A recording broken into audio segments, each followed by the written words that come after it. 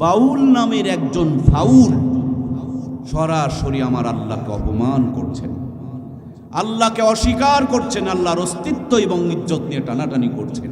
এখনো পর্যন্ত কিছু মুসলমান মুখের মধ্যে কুলু পেটে বসে আছে, আবার নামধারী কিছু মুসলমান ওই বাউল নামের ফাউল নাস্তিকটার পক্ষে ওকালতি করতেছে কি করতেছে না। প্রিয় ভাইয়ারা আমার, গান আপনি গাইতেই পারেন, বহুত মানুষ আপনার গান গায়, তাতে আমার আপত্তি নাই, কিন্তু যেই গানের মধ্য দিয়া আমার আল্লাহর অস্তিত্বকে অস্বীকার করা হয়, আমার আল্লাহর বরত্বের উপর আঘাত করা হয়, আমার আল্লাহকে নিচু করা হয়, খাটো করা হয়, ছোট করা হয়।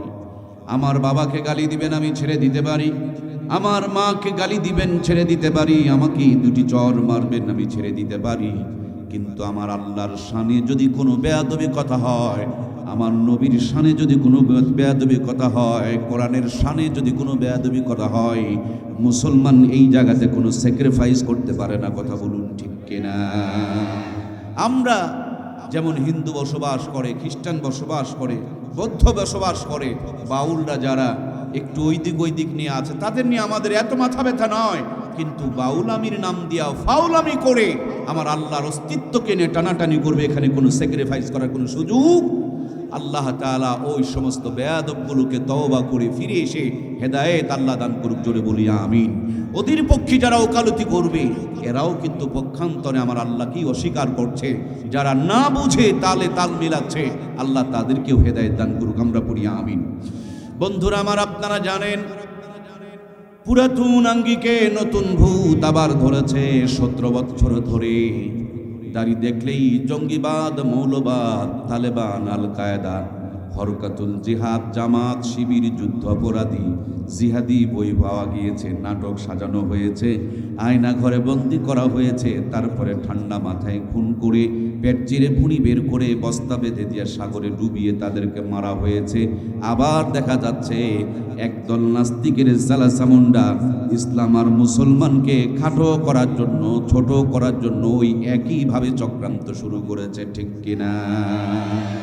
ইসকনের হিন্দু সন্ত্রাসীগুলো মুসলমানদের ছোট্ট ছোট্ট মেয়েদেরকে নিয়ে পালাক্রমে গণধর্ষণ করছে। এ সময় দেখবেন বুদ্ধিজীবী নামের একদল বুদ্ধি প্রতিবন্ধী, তাদের মুখের মধ্যে কোনো আওয়াজ থাকে না।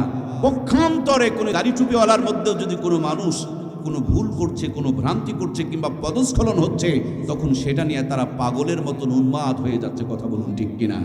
এর মধ্যে অন্যতম হলো, আমরা জানি বাংলাদেশে মুফতি মামুনুর রশিদ নামক একজন ভাই, তার কাজ ছিল যে একাধিক বিয়ের উপরে তিনি একটু মানুষকে উদ্বুদ্ধ করতেন। সে কাজ করতে গিয়ে তিনি এটা তো ভালো কাজ করতেন, কিন্তু ব্যক্তিগত যদি তার কোনো ভুল থাকে, আমরা সেই ভুলের বিচার চাই, শাস্তি চাই।